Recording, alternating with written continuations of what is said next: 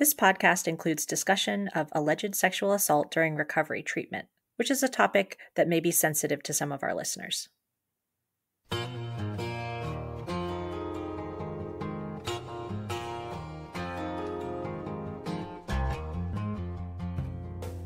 This is the Granite Beat, a podcast where we highlight New Hampshire journalists, ask them about recent stories they've published, and about what it's like to cover their corner of this small and interesting state. I'm Julie Hart, and I'm here with Adam Drapcho. Hello. Our guest today is one of the Granite State's own.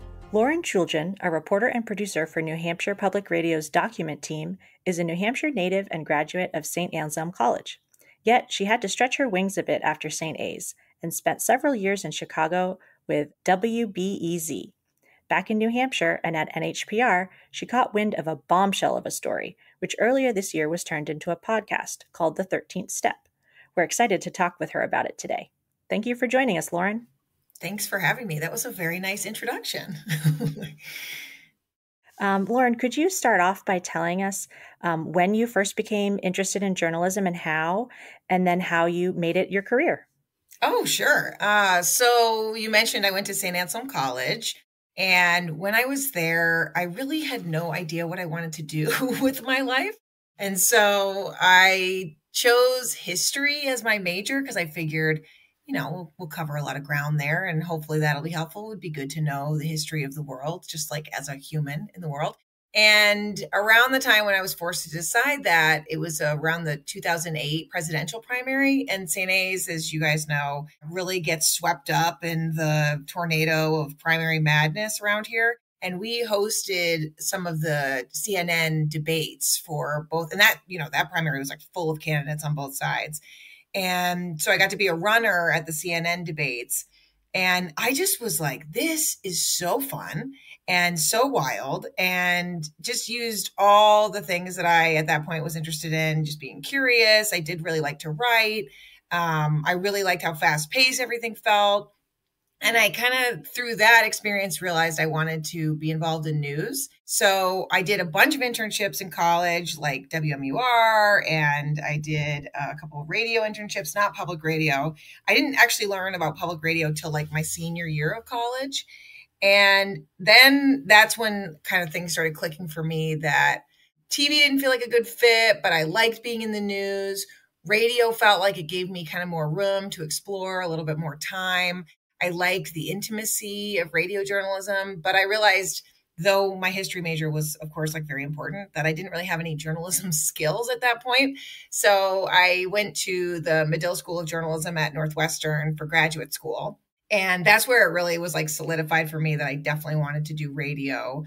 And as you mentioned, I ended up at WBEZ and interned there before working there full time, and just like absolutely fell in love with covering a city. It was so fast paced. There were so many stories, so many things I had no idea about and was so curious to learn. And I stuck around there for a while. Like you mentioned, I covered City Hall for the majority of my time there during the administration of Mayor Rahm Emanuel. And it was just like a blast. It's the best political reporting job ever, I think, covering Chicago politics.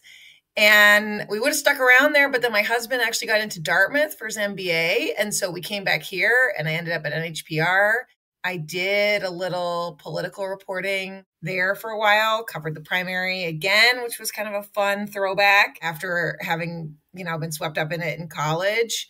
And then, as you've heard, left the political beat and got caught up in an even more wild story. Sounds like quite a journey that brought you back to New Hampshire. One thing that I love about the story of the 13th Step is how it started with a message from a stranger. Reporters get these kinds of messages all the time. And, as you know, frankly, they usually turn into nothing. Sometimes they turn into a story. And sometimes, such as in this case, they turn into a real doozy. For those who haven't heard your podcast yet, could you tell us how you got into the story about Granite Recovery Centers? Yes, of course. Adam, you're so right. Sometimes we get tips that like seem really exciting and then you start sniffing around and you're like, no, this is nothing. And then other times you get quite a situation. So I had been covering, as we all have in the country and in our state, at the time it was 2020. So a lot of what we were doing was covering the pandemic and different COVID outbreaks that happened at places that, a lot of people in New Hampshire would want to know about. And in my case, we had gotten some tips about a potential COVID outbreak at Granite Recovery Center's biggest facility, which is Green Mountain Treatment Center. So for those who don't know, Granite Recovery Centers is, I think still today, the largest provider of substance use disorder treatment in New Hampshire. They run a network of facilities. And at the time, it was run by the founder, Eric Spofford. He started the place. He had started his career in treatment in 2008 when he opened up a sober home, which is still around today in Derry. And it really grew to this huge, huge network. And so when we got these tips about a COVID outbreak, we figured, well, that was like extremely important thing for anyone to know because they were able to take on so many clients. And so parents and family members, partners, they would want to know if there was an outbreak where their loved one was. So we published a story about the outbreak, and we had gotten some tips, like you mentioned, Adam, that like something was awry there. We got those from nurses or people who worked on staff, just that there was COVID there. But once we had published that story, that is where we started to get a lot of tips. And the one that you're mentioning, I think, was from a clinician who effectively was like, well, you think the COVID outbreak's bad? Like, I have so much more to say. And this person, like I said, was a clinician. She used to work at Green Mountain Treatment Center. And she alleged that Eric Spofford, the then CEO and the founder of Granite Recovery Centers, that he had, engaged in multiple allegations of sexual misconduct and that he was paying women to stay silent. And some of the women that they were alleging he had hurt were former clients and employees. And so when you get something like that, obviously you're really taken aback. But we, as you know, Adam and Julie, have to check out everything, to the 1,000th degree. And so that's kind of where it all started, is I got this big tip. There were some phone numbers in there for other people I should reach out to. And, we go into these things critically, right? You don't just take something like that, especially such a powerful allegation that could really ruin someone's reputation. We take that stuff really seriously, and we want to be really careful. And that really set me on a long journey of eventually talking to around 50 people that either were clients of or parents of clients or former employees, current employees, all kinds of people connected to that facility. And what we ended up finding was multiple corroborated allegations of sexual misconduct involving Eric Spofford, who, like I mentioned, was the founder and at the time the CEO. We ended up publishing a news story first, because we really felt like once we were able to corroborate some of these allegations, that the people of New Hampshire really needed to know what we had found. And I had also heard about other potential allegations, and people were really afraid of Eric. He is a really wealthy, powerful individual. He's amassed what seems to be, from his, social media posts, great wealth from running this business and eventually selling it. And so people were really intimidated by, the lengths he might go to defend himself. And sources would tell me he was very litigious. And so people were really worried about coming forward. And the allegations we did end up publishing in that first story, people didn't want to use their names, but were okay using their voices in some cases. Other people were all right coming forward and going fully on the record. But by putting that news story out there, not only were we informing the public of what we had, but it was kind of like what we hoped and did work out effectively, that this was kind of like a vote of confidence in us as reporters, that we took this seriously, we corroborated it. And so we thought that then eventually more people would come forward. And that is exactly what happened. But a lot of other things happened. And I should say, before we published that initial story, Eric, through his lawyers, denied any allegations of misconduct and actually threatened to sue us if we went forward with the reporting. But as I just mentioned, we did go through with that news story. And now is about to get into many, many things. So I'll just let you take it from here.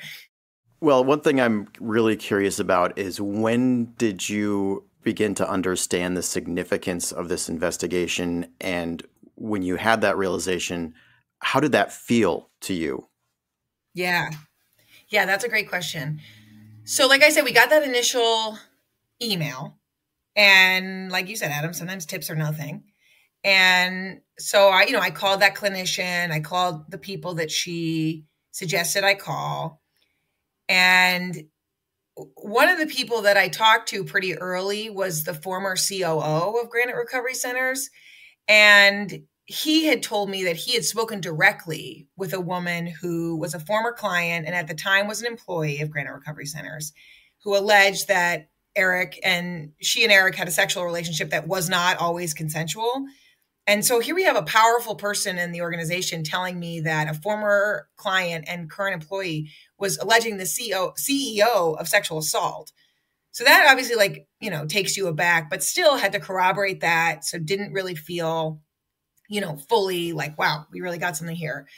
Until I spoke with two other women who shared allegations. And then after that, spoke with people who corroborated those allegations. And once I had, multiple allegations, multiple people corroborating them, that's when I kind of realized wow, we really have something here. Because it wasn't only that, people would tell me something happened to them and then they had corroborating sources that backed it up. There were instances where people didn't even know each other and their allegations kind of corroborated each other. So for example, one woman who we call Elizabeth, she alleged that the day after she left treatment, so she went into Green Mountain Treatment Center for opioid use disorder. She actually went for free. Eric Spofford allowed her to go on what they call scholarship, where he paid for her treatment completely because they had a friend in common. So here she was in a really awful situation. Addiction is, I don't have to tell anybody on this call, is just such a complicated disease. And for Elizabeth, this was not her first rodeo in trying to find recovery. And she was just really devastated at the point that she entered into Green Mountain Treatment Center. And so she was so thankful for the opportunity to have access to treatment. And it's so hard to get into treatment, as I'm sure you both know. So she gets in there, and then the first day she gets out, she gets her phone back. And she says that on her Snapchat, where Eric sent her pictures of his penis, which she did not ask for. And she was just so overwhelmed by that. And some of the messages, as she described them, were out of 50 Shades of Grey, really aggressive sexual messages, explicit messages. And I bring that up because later I would learn from a woman we called Employee A, who wasn't in recovery, but worked for Eric and alleged that Eric sexually assaulted her in his office in the middle of the workday. Employee A also told me that before that incident of sexual assault had happened, he had also sent her explicit Snapchat messages. And these are two people who didn't know each other. So once I started hearing about that, that's when I started to be these puzzle pieces are coming together on their own in ways that I did not seek out. And that's when you start to feel oh, wow, incidents of sexual misconduct can be really hard to corroborate because in many cases, there's no physical evidence. There's just, two people in a room. And sometimes the best corroboration you can get is if the victim of this then told somebody pretty soon after, and you can talk to that person. And, if those stories line up, that's pretty good. But here we have two individuals who don't know each other, who say they received similar messages that were unwanted, and that they felt that they were in kind of a power dynamic, whether it's person who provided you treatment or a boss, person who basically pays your rent, and they both didn't know what to do. That's when I was kind of oh, wow, this is really something. And separate from that, I think what really made me feel like this was worth really going for was not only because this was such a big provider and is such a big provider of substance use disorder treatment in a state where, as you both well know, we have really struggled with the addiction crisis. And so there was that big need there. And so that was intriguing to me. But also the more I learned about early recovery and how vulnerable of a time it is, of course, active addiction is awful. And there's so much going on in your brain, in your body, emotionally, mentally, physically. But then once you start to live in a world where those substances aren't in your system, you're starting over, you're trying to find a new path forward, how vulnerable you are in trying to find a new life. And for someone to take advantage of that, really sacred space, that to me was just an unbelievable exploitation that I really felt people needed to know about. As you tell the story of Granite Recovery Centers and what your investigations revealed about Eric Spofford in the 13th Step, you describe how the story also pulled you and even your family into its orbit. Was there a point where you considered whether you should back off the story? And if you'd had that moment, what made you decide to press on?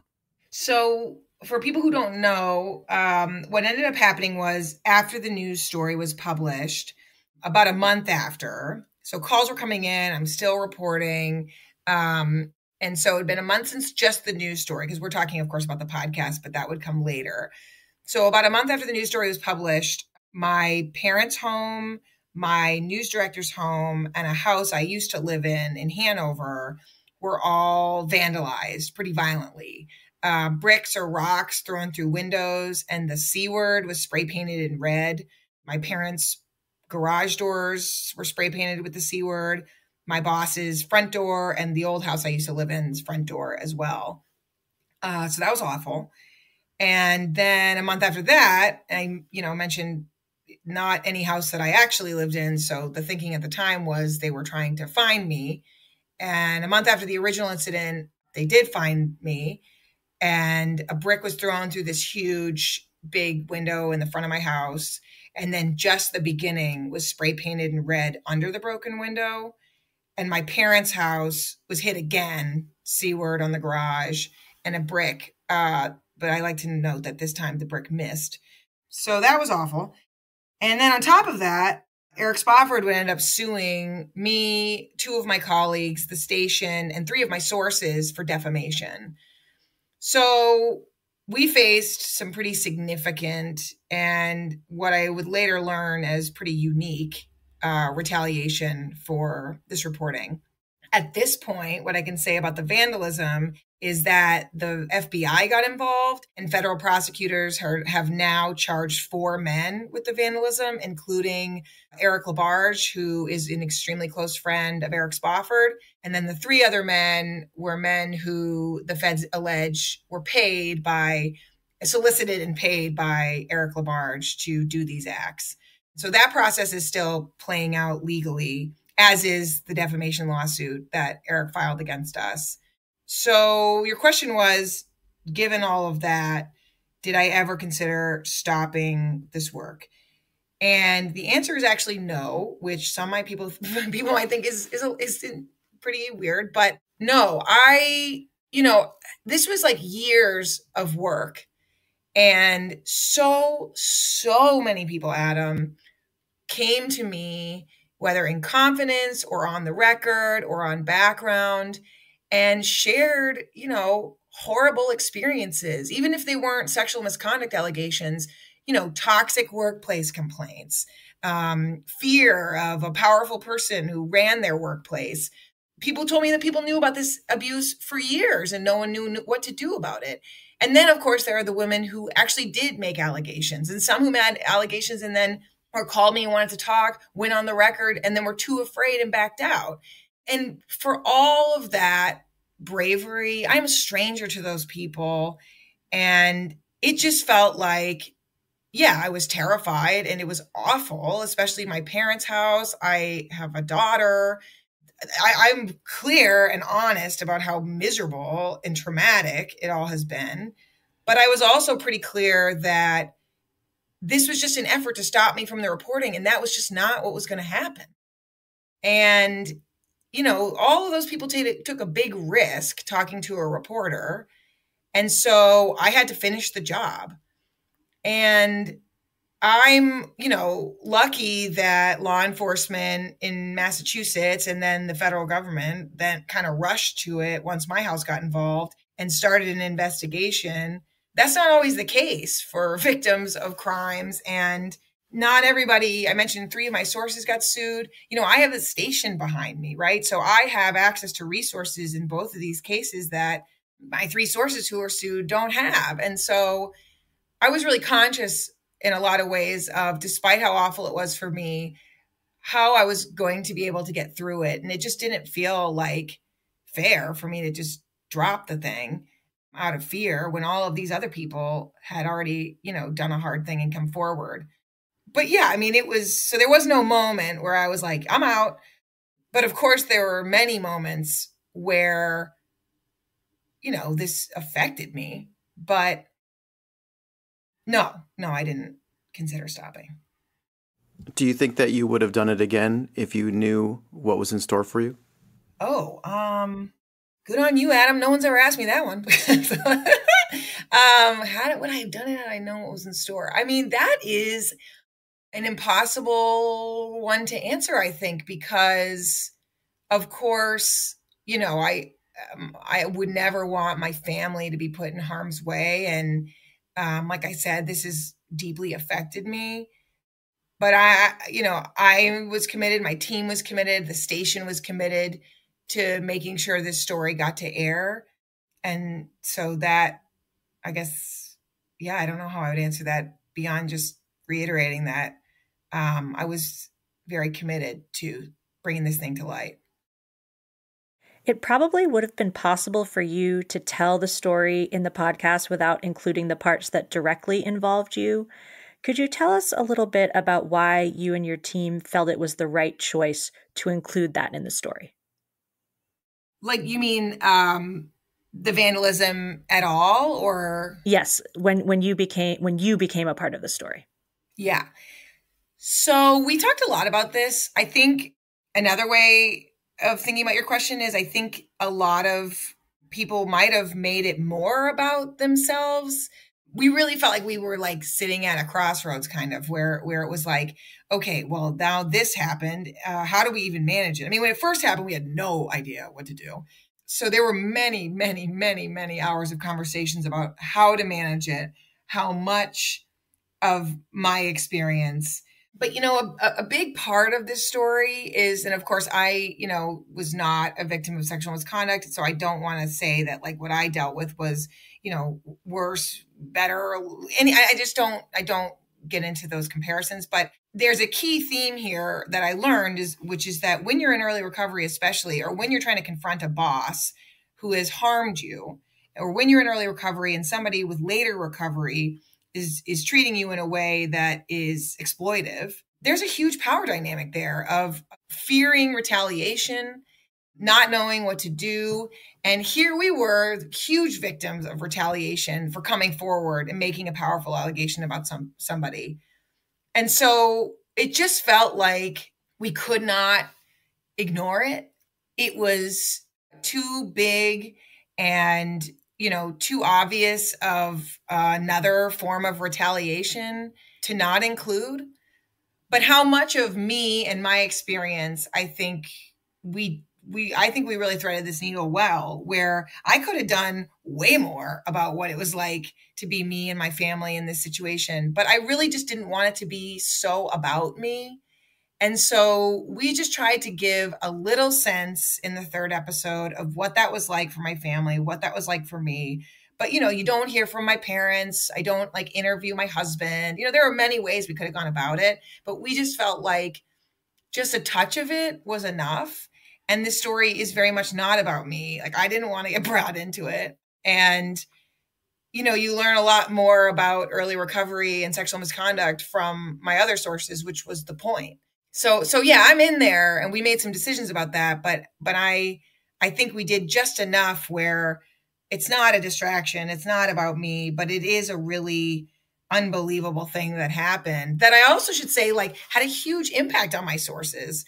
Employee A later says in the podcast that and this was really surprising to me that, I mentioned the lawsuit, my sources faced awful legal letters, threats of lawsuits, and these are expensive things. Normal people aren't just have a lawyer on retainer. It's a lot. And yet, despite all that, employee A said that it was the vandalism at my house that intimidated her the most. So, we couldn't ignore it. We couldn't pretend it didn't happen. And so I think we struck a really good balance of it happened. It was scary. It also demonstrates that attacks against journalists are more common. And also we talked to lawyer sources who said that violent attacks, aggressive legal tactics are much more common for women or men or anybody who makes an allegation of sexual misconduct against a powerful person. So, all of these things were kind of set in a larger scope and among other themes of the show that I think made it relevant. But it was kind of a lot. I mean, you guys can imagine as journalists yourselves, like, I'm not used to being like, this is how I feel about all this. And so that it was a hard thing to write, and it was a hard thing to talk about. So I feel like we struck a good balance of like, here's what it was like, but not going on and on and on about it. You know what I mean? You've talked today about years of work that went into the reporting and then later the podcast. Could you give our listeners a little bit of a peek behind the curtain about how many hours or how long this type of investigative reporting takes? Oh my God, I don't think we have enough time.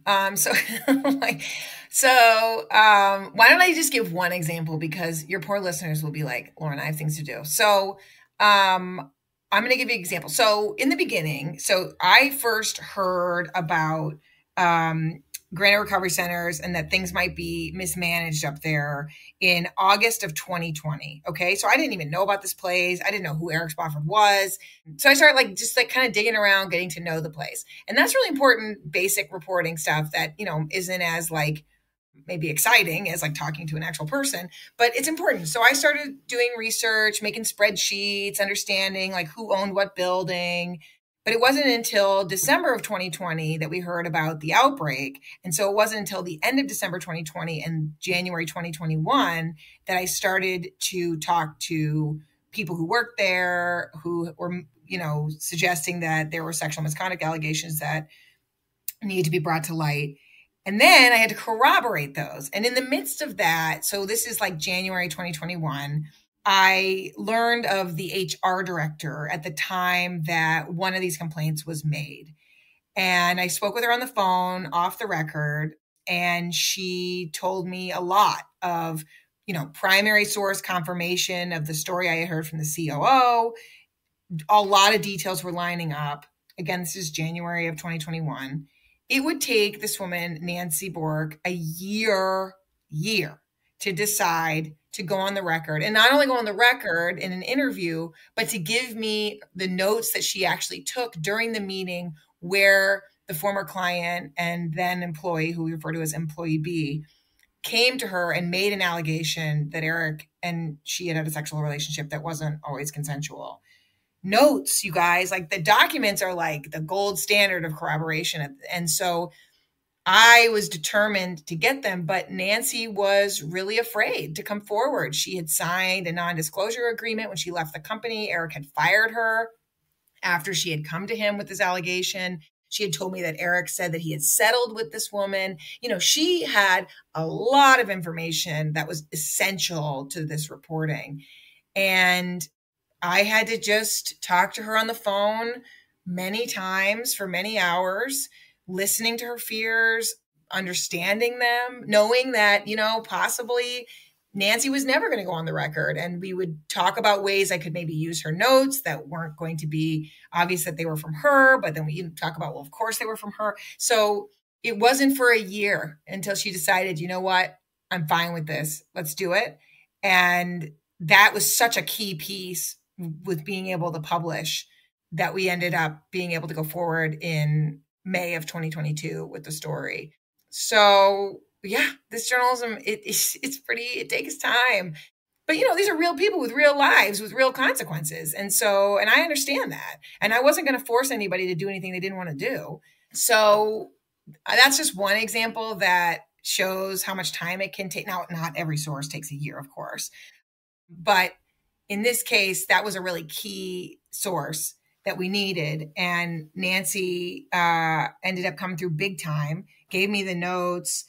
And, Nancy then ended up getting sued for defamation with us, but has really taken it in stride despite all of her concerns ahead of time. So that's, I think, a good example that demonstrates that. And I will say, when you've had something horrible happen to you and then you tell a stranger about it, or you tell anybody about it, really, it can be really re-traumatizing. So I'd have hard conversations with people, and then they would be very overwhelmed by what they told me. And in some cases wanted to talk about how overwhelming it was after the fact. So there's a lot of care that goes into this reporting.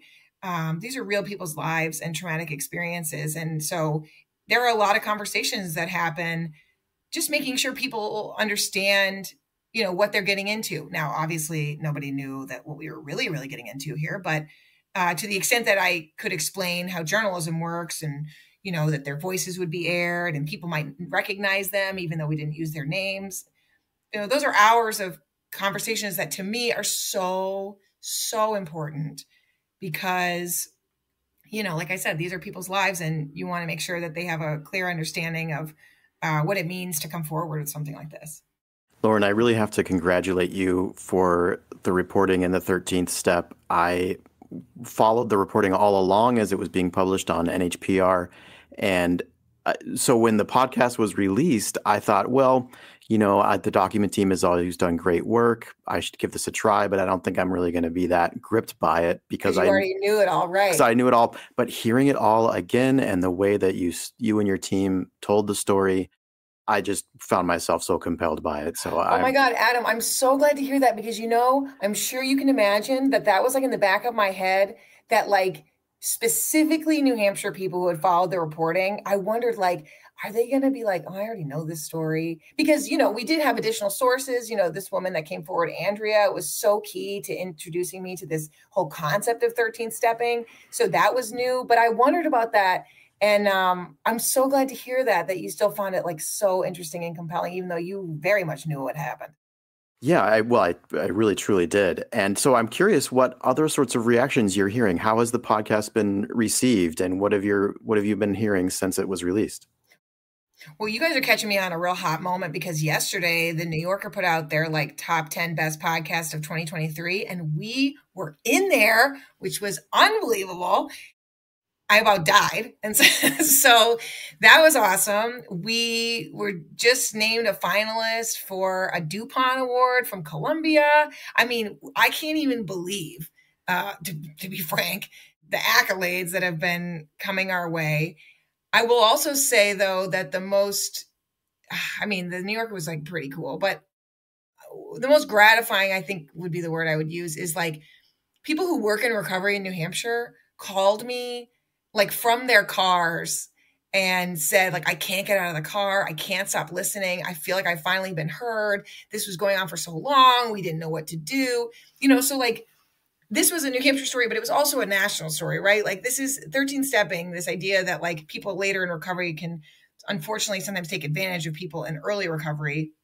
And that sometimes these spaces, which can be so key to recovery for so many people, they can also be a space where unfortunately vulnerable people can be exploited.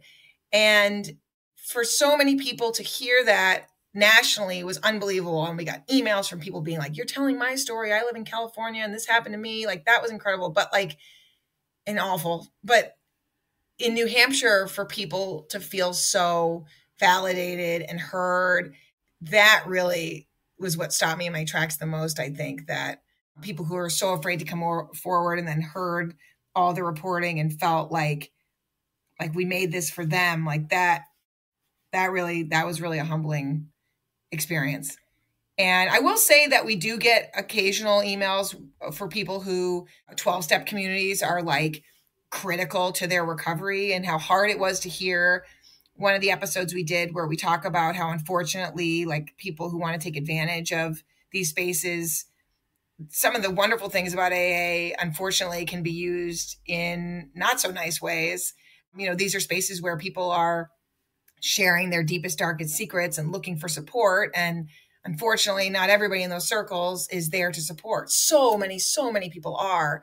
But I think that was really hard for people to hear because, recovery is sacred and people don't want to lose that. And to hear the thing that worked for them to be picked apart in a way, that's really hard. But I knew that was going to happen and I totally respect it. That's why we were really careful to make sure we weren't like AA is bad, because I don't think AA is bad. What I learned is that unfortunately, spaces like anywhere where there are vulnerable people who are looking for support, unfortunately can be exploited.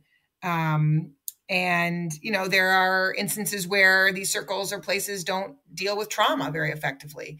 And, a lot of people in recovery are dealing with past traumas, and, adding sexual misconduct to the list of traumas they have to manage is like not great. So we have to grapple with all of the things, the good, the bad, and I think we did that really effectively. But I totally understand every time I get an email from somebody who's like, Alcoholics Anonymous saved my life, I didn't like hearing the ways that you critiqued it. And I get that.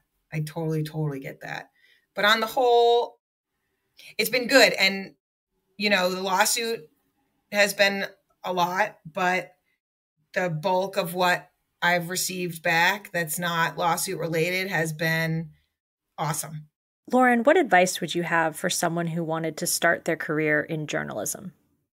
After they just heard all that? I still think it's the most fun job ever. So that might sound very strange given all I just described.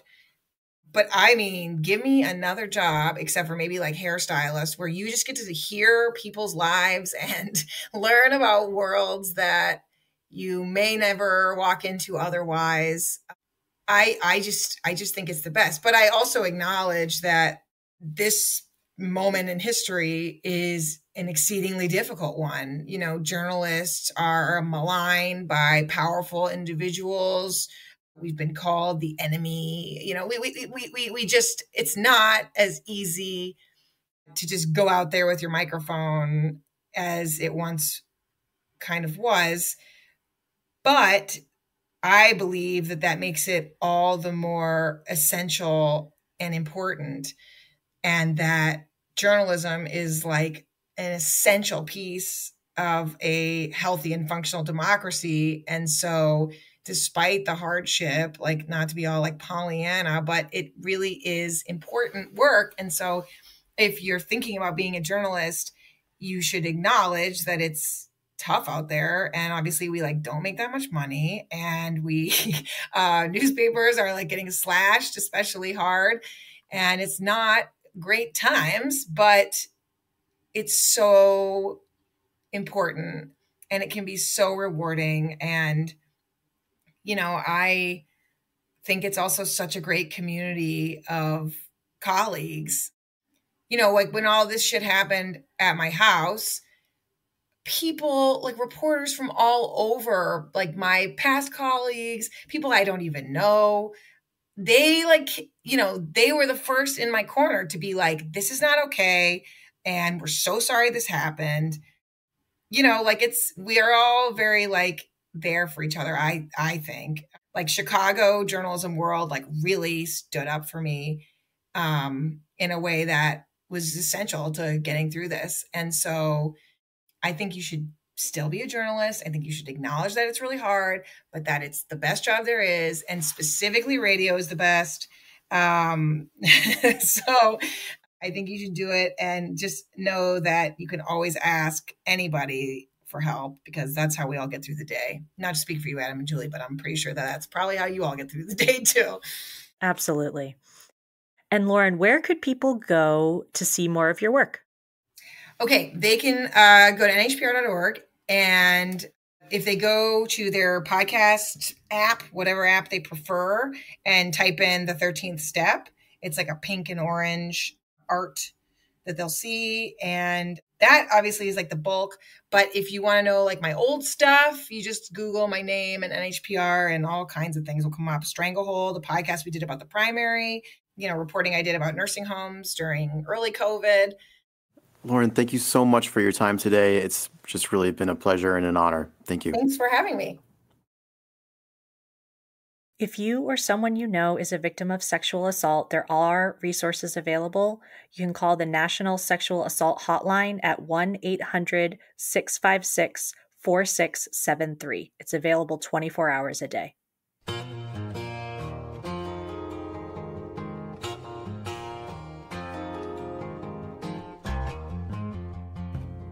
The Granite Beat is a project of the Granite State News Collaborative in partnership with the Laconia Daily Sun. We record at the Lakeport Opera House, and our theme music is composed by Bob McCarthy. Thanks also to the Marlin Fitzwater Center at Franklin Pierce University for editing and other support.